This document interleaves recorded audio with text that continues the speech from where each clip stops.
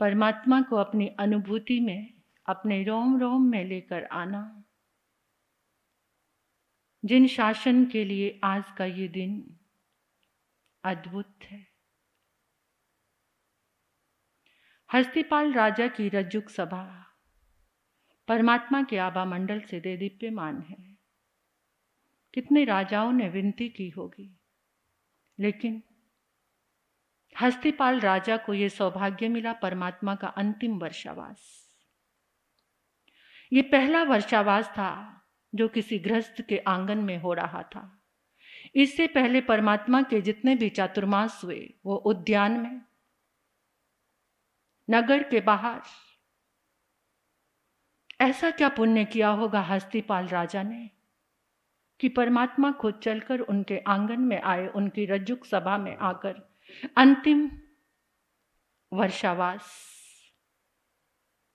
विनंतियां तो बहुत चली होंगी और साल पता चल गया था कि ये परमात्मा का अंतिम वर्षावास है। और जब ये पता चल जाए कि ये अंतिम वर्षावास है, तीर्थंकर उसके बाद इस धरती पर नहीं रहेंगे, तो क्या तो जनता की श्रद्धा होगी, क्या उनका प्रेम होगा, कैसे उमड़ उमड़ कर लोग आ रहे होंगे।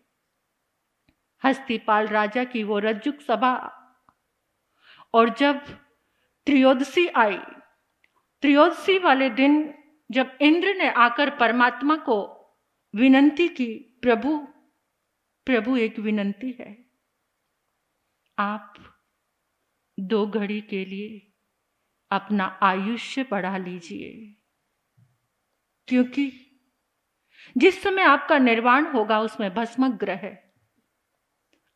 भस्मक ग्रह बहुत उत्पात मचाएगा, आपके शासन की बहुत हानि होगी, साधु साध्वी बहुत संक्लेश में रहेंगे, दुष्काल पड़ेंगे। प्रभु केवल 2 घड़ी के लिए, अगर 48 मिनट के लिए आप अपना आयुष्य बढ़ा लेंगे, तो उस भस्मक ग्रह का प्रभाव, तीर्थंकर की इतनी ताकत होती है। आज इधर उधर भागने वालों के लिए कह रही हूं, अगर श्रद्धा से तीर्थंकर नाम का जाप करते हो तो कोई ग्रह आपको परेशान नहीं करेगा। परमात्मा ने सहज कह दिया, इंद्र भूतों ने भविष्यति। क्योंकि जब केवल ज्ञान हो जाता है, जब तीर्थंकर तीर्थ बन जाते हैं, तो वहां किसी तरह की कोई कामना तो, और आयुष्य बढ़ाने का मतलब है कामना। परमात्मा के लिए कोई मुश्किल नहीं था 2 घड़ी के लिए आयुष्य बढ़ाना, लेकिन ये होता ही नहीं है, क्योंकि जिस समय केवल्य होता है तो उसके बाद कोई कामना का वहां काम ही, और ये कामना का काम था। इसलिए परमात्मा यही बोले, इंद्र भूतों ने भविष्यति, ऐसा कभी भी होगा नहीं। तो फिर इंद्र ने एक अद्भुत पराक्रम किया और परमात्मा का एक ऐसा समोशरण लगा दिया कि जिसमें 16 पहर तक 48 घंटे तक प्रभु इस पूरी जगती का कल्याण करने के लिए अपनी वाणी का दान देने लगे। सारे राजा महाराजा, पशु पक्षी भी बिल्कुल अन्न पानी की याद ही नहीं है किसी को भी, और प्रभु के समोशरण में आकर सब बैठे हैं अविरल भाव से। देदीप्यमान प्रकाशमान हस्तिपाल राजा की वो रज्जुक सभा, और जब परमात्मा की वाणी चल रही है, उसी वाणी के बीच में कितने क्वेश्चंस भी आए। कभी सुधर्मा स्वामी पूछ रहे हैं, कभी गौतम स्वामी पूछ रहे हैं कि प्रभु क्या आपके जाने के बाद केवल ज्ञान का सूर्य अस्त हो जाएगा? प्रभु ने कहा, नहीं सुधर्मा, ये केवल ज्ञान का सूर्य तो मेरे जाने के 64 वर्ष बाद भी रहेगा, क्योंकि प्रभु के 64 वर्ष के बाद जम्बू स्वामी का निर्वाण हुआ था, और जम्बू स्वामी अंतिम केवली थे। और मेरे निर्वाण के बाद 8 वर्ष तक, 12 वर्ष तक गौतम स्वामी केवली बनकर विचरेंगे और 20 वर्ष तक तुम भी केवली बनकर विचरण करोगे। केवल ज्ञान का सूर्य अभी अस्त नहीं होगा। इसको सूर्य क्यों कहा है? एक सूर्य तो ये है कि जो धरती पर हमें सब कुछ दिखता है सूर्य उदय होने के बाद, और केवल ज्ञान के सूर्य में तीनों लोक दिखते हैं, तीनों लोक दिखाई देते हैं, जिसके बाद फिर कोई ज्ञान नहीं है।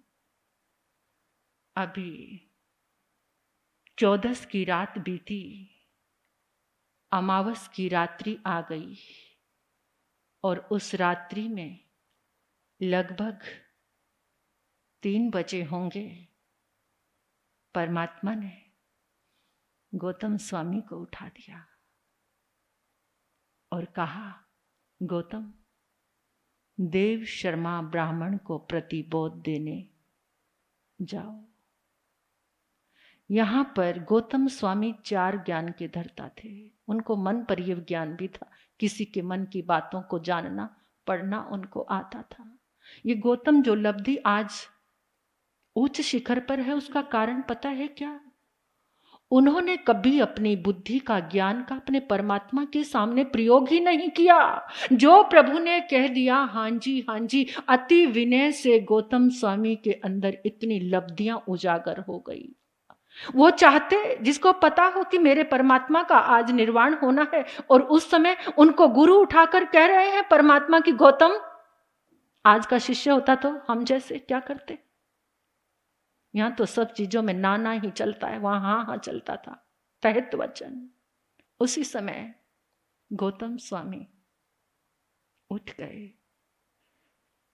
जो परिषद है, किसी को कुछ पता नहीं चल रहा, सब इतने भक्ति में खोए हैं, आंखें सबकी बंद हैं, परमात्मा में इतने तल्लीन है कि क्या हो रहा है कहां, किसी को कुछ भी पता नहीं चल रहा है। गौतम स्वामी चले गए। देव श्रमा को प्रतिबोध देकर जब वापस आए तो रास्ते में पीपल का पेड़ था, उस पेड़ के नीचे रुक गए। अब मन कहाँ मानने वाला था? परमात्मा से एक पल भी गौतम दूर नहीं रहते थे, वो अंतेवासी थे परमात्मा के।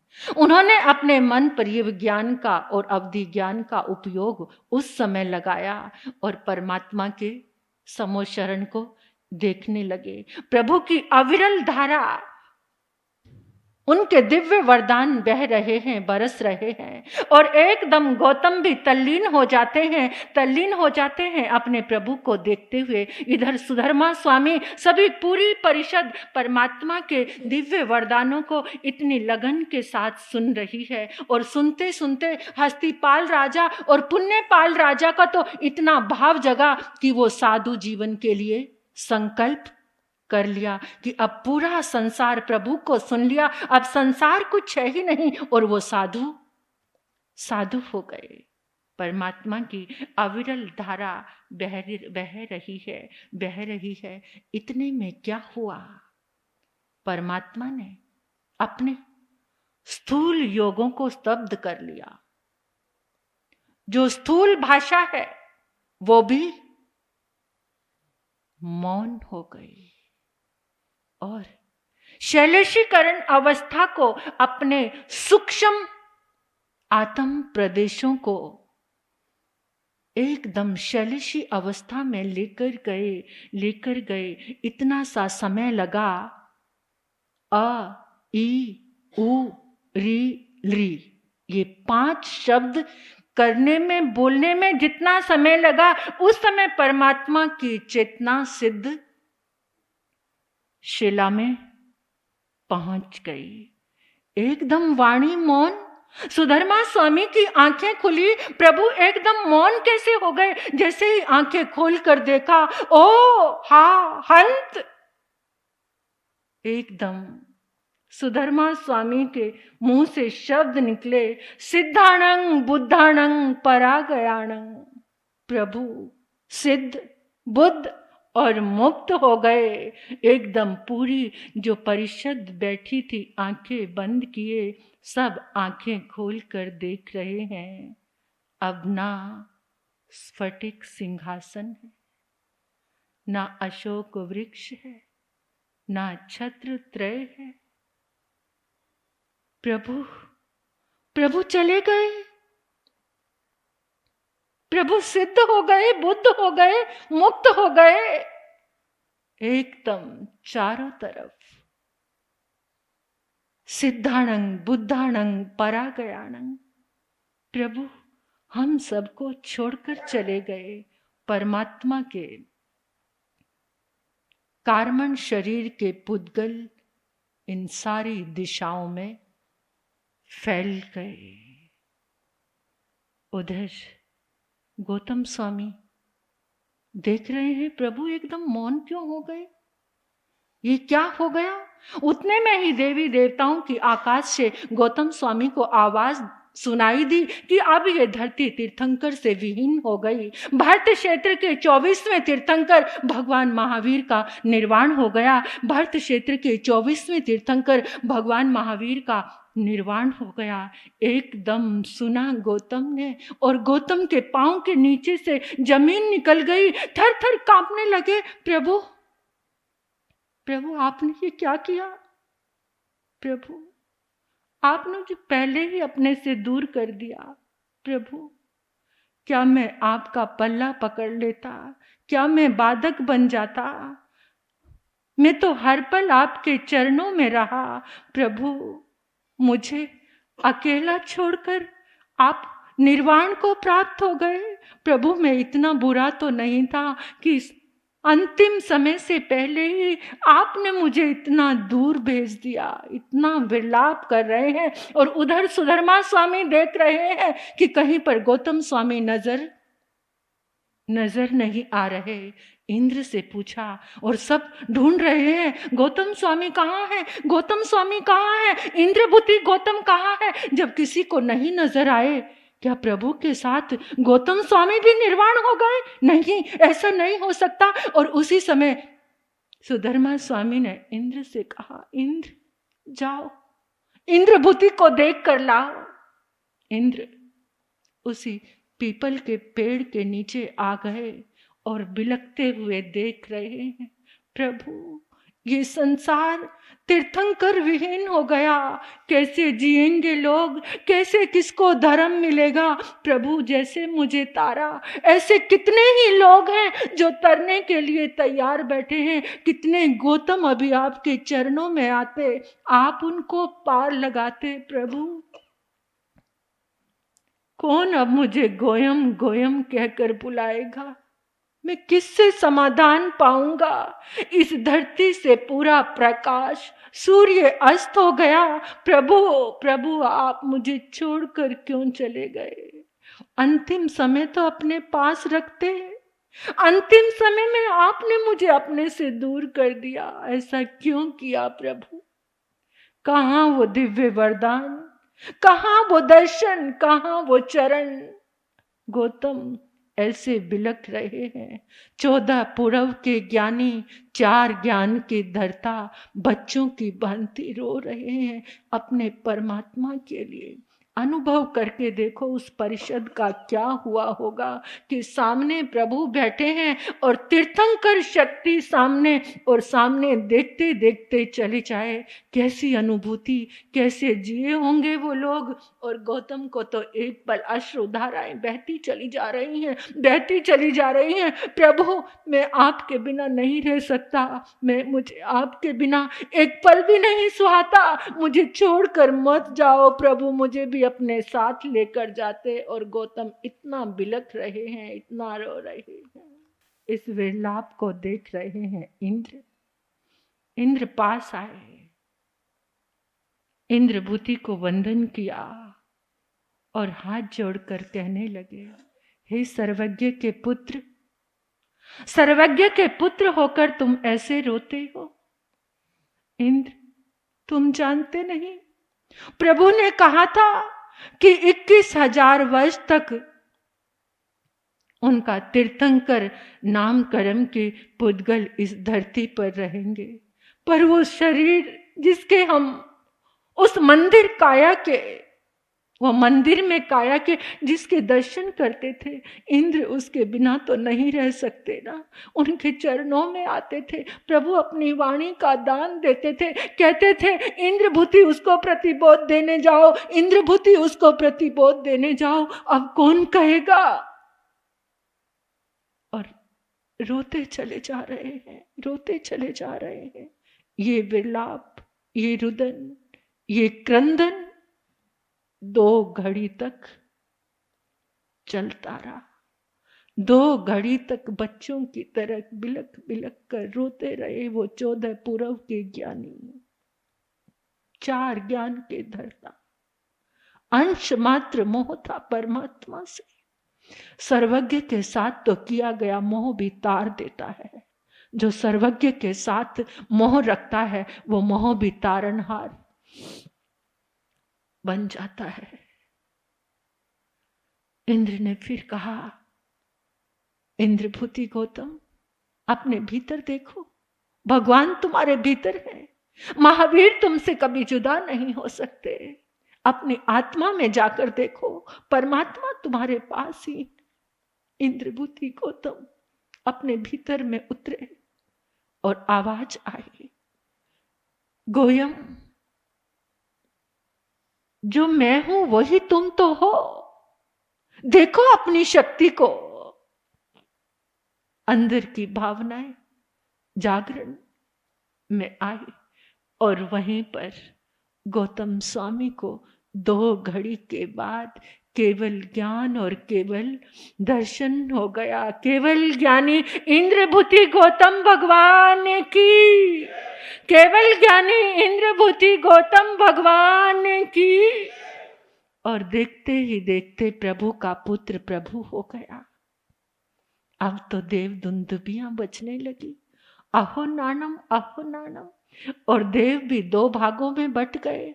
एक भाग प्रभु के उस अंतिम देह यष्टि का मंगल कार्य करने के लिए देवताओं ने शिविका तैयार की। ईशान इंद्र, शक्रेंद्र, चमरेंद्र, बलिंद्र, इन्होंने परमात्मा की शिविका को उठाया। नंदन वन से चंदन वन आया, गंगा से, क्षीर सागर से जल आया।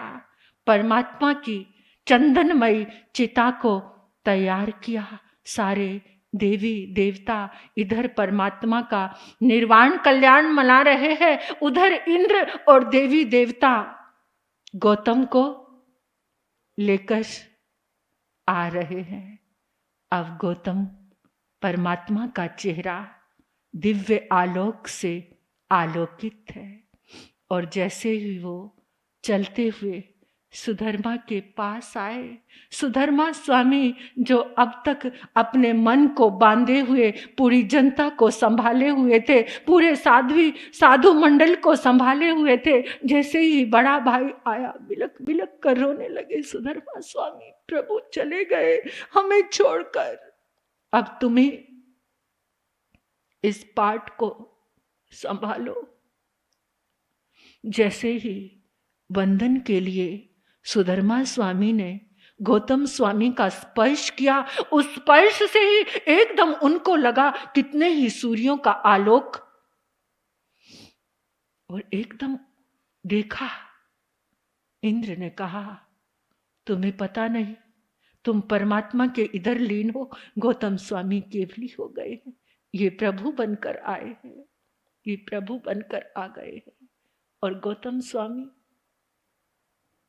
मुस्कुराते हुए सुधर्मा स्वामी से मिल रहे हैं। सुधर्मा स्वामी प्रार्थना कर रहे हैं, अपने परमात्मा के पाठ को अब तुम्हें संभालना है। गौतम स्वामी कहने नहीं सुधर्मा स्वामी, इस पाठ के आचार्य अब तुम बनोगे। और उधर परमात्मा की उस मंगल काया की अंतिम उस चिता में सारे देवी देवता थे, मनुष्य मनुष्यनी सारे उस नजारे को देख रहे थे। वायुदेव ने हवा चलाई, अग्नि जली, आकाश को छूती हुई, और फिर वरुण देव ने उस अग्नि को शांत किया और शक्रेंद्र ने परमात्मा की दाईं दाढ़ को रतन मंजूषा पेटी के अंदर बंद करके रख लिया अपने पास।